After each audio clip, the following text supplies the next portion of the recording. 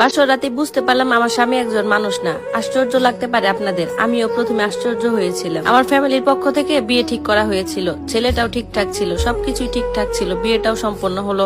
বাসর ঘরে আমি শুধু বউ সেজে বসেছিলাম, কিন্তু আমার স্বামীর ঘরে ফেরার কোনো নামই নেই। এদিকে গায়ে ভারী ভারী গহনা, সাজসজ্জায় খুবই বিরক্ত হচ্ছিলাম। অপেক্ষা করতে করতে বেজে যায় রাত 2টা, তিনি তখনও আসেননি। এদিকে আমার চোখে ঘুম ঘুম ভাব চলে আসছে। এতক্ষণে খুব ক্লান্ত হয়ে গেছি, আর সহ্য করতে না পেরে যখন একটু কাত হতে যাব তখনই দেখি দরজায় টুকটুক শব্দ হচ্ছে। তড়িঘড়ি করে শাড়ির ভাঁজগুলো ঠিক করে নিলাম। শাওন দরজা খুলে ভিতরে ঢুকে একটা টেবিলের পাশে দাঁড়িয়ে রইল। ও, এটা তো বলা হয়নি, যার সাথে আমার বিয়ে হয়েছে তার নাম ছিল শাওন। তিনি টেবিলে তার হাতঘড়ি, মোবাইল, প্রয়োজনীয় জিনিসপত্র সবকিছু রেখে দিলেন।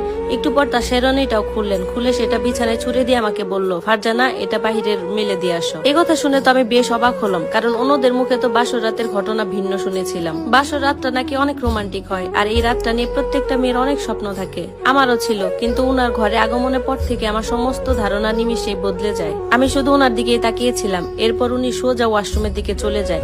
মনের অজান্তেই আমার চোখের কোণে এক ফোঁটা পানি চলে এলো। চোখের পানিটা মুছে মনে মনে ভাবতে লাগে, হয়তোবা শাওনের মন খারাপ বা কোনো সমস্যা হয়েছে, যার কারণে ও এমন করতেছে। শাওনের শেরওয়ানিটা বারান্দায় মেলে দিয়ে এরপর আমি খাটের কিনারায় এসে বসে পড়ি। খাটে আর শুই নেই। এদিকে শাওন ওয়াশরুমের ভিতর কি করতেছে সেটা আমার জানা নেই। প্রায় 30 মিনিট পার হয়ে গেল, শাওন তো বেরই হচ্ছে না। এদিকে ওয়াশরুমের ভিতরে টুকটাক পানির শব্দ শোনা যাচ্ছে। সবার কাছে শুনেছিলাম এই রাতটা নাকি অনেক মধুর হয়, কিন্তু আমি তো তেমন কিছুই পাচ্ছি না। আবার অনেকে বলেছিল যে এই রাতটা সবার কাছে চিরদিনের মতো মনে থাকে। আমিও নিশ্চিত যে এই রাতের কথা আমারও ঠিক মনে থাকবে।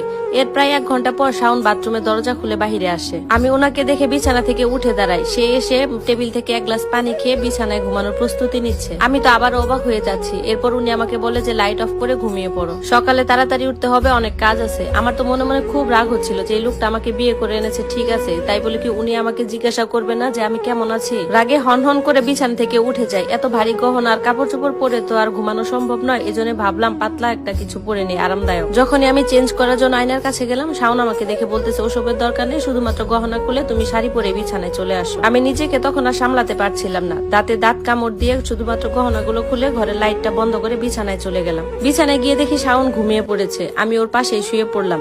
এরপর শুয়ে শুয়ে ভাবতে লাগলাম। আমার বান্ধবী আমাকে বলেছিল যে বাসর রাতে স্বামীরা অনেক আদর করে। এখানে আমার স্বামী তো আদর করা দূরের কথা, সে তো আমার ঘুমটাটা খুলেই আমাকে দেখলো না। এসব ভাবতে ভাবতে কখন যে ঘুমিয়ে পড়ি আমি নিজেই টের পাই না। ঘুম থেকে হঠাৎ শুনতে পেলাম কেউ আয়াত পড়তেছে। ঘুমের তালা আচমকা অন্ধকারে দেখতে পাই রুমের ভিতর অনেক লম্বা একজন মানুষ নামাজ পড়ছে। আমার চোখটা যখন খুললো তখন সে রুকুতে যায়। আমি তো তখন ভয়ে চিৎকার করে শাওনকে ডাকতে লাগি। পাশে ফেরতেই দেখি শাওন সেখানে নেই। আমার তো সারা শরীর কাঁপতে শুরু করছে। কোন রকমের রুমের লাইটটা আমি জ্বালাই। লাইট জ্বালানোর পর রুমে যেটা দেখতে পেলাম সেটা তো আমার কল্পনারও বাহিরে ছিল বললেই চলে। লাইট জ্বালানোর সাথে সাথে লম্বা মানুষটা খাটো হয়ে যায়। এরপর দেখি ওখানে কোনো লম্বা মানুষ না, বরং শাওন নামাজ পড়ছে, মাথায় টুপি, গায়ে পাঞ্জাবি। তাহলে আমি লাইট জ্বালানোর আগে যেটা দেখলাম ওটা কি ছিল? লাইট জ্বালানোর আগে আমি যাকে দেখেছি তার মাথাটা তো পুরো সিলিং এ লেগে যাচ্ছিল, কিন্তু এখন তো অমন কিছুই দেখতে পাচ্ছি না। ভয়ে ভয়ে আমি আবার লাইটটা বন্ধ করে দেই। না, এবার তো লম্বা কাউকে দেখা যাচ্ছে না। শাওন এই নামাজ পড়তেছে। আবার লাইট জ্বালাই, তখনও দেখি শাওন নামাজ পড়তেছে। এসব দেখে আমার শরীরটা কাঁপছিল। নামাজ শেষে শাওন আমার দিকে রাগান্বিত চোখে তাকায়। ওর চোখে এমন রাগ দেখা যাচ্ছে, মনে হচ্ছিল ও আমাকে মেরেই ফেলবে। আমি তো ভয়ের উপর আরো ভয় পাচ্ছিলাম। কিছুক্ষণ পর শাওন আমাকে বলে, ওযু করে এসে নামাজ পড়ে নাও, একটু পর আজান দিবে। আমি তাড়াহুড়ো করে দ্রুত ওয়াশরুমে চলে যাই। ওয়াশরুমে যাওয়ার পর একটা লম্বা শ্বাস ছেটেছি। মনে মনে ভাবতে লাগলাম, এই আমি কোথায় এলাম? এই লোকটার সাথে আমি কিভাবে সংসার করব? তবে ওনার চোখে আমি যে পরিমাণ রাগ করেছি, আমি যদি এখন ওযু না করে যাই তাহলে আমার রক্ষা নেই। আমি দ্রুত ওয়াশরুম থেকে ওযু করে বাহিরে বের হই। বাহিরে এসে দেখি শাওন নেই, কিন্তু রুমের দরজা ভেতর থেকে লক করাই ছিল। গায়েব হয়ে গেল নাকি? দরজা যদি ভেতর থেকে লক করা থাকে তাহলে উনি বের হলেন কিভাবে? আর আমি যার সাথে সংসার করতেছি উনি কি আসলেই মানুষ? ভয়ে তো আমার বুকের ভেতরটা মোচড় দিয়ে উঠলো। এসব ভাবতেছিলাম আর খুব চিন্তা হচ্ছিল। মনে মনে ভাবতে লাগলাম যে এসব ঘটনা আমি আমার শ্বশুর শাশুড়িকে জানাবো নাকি।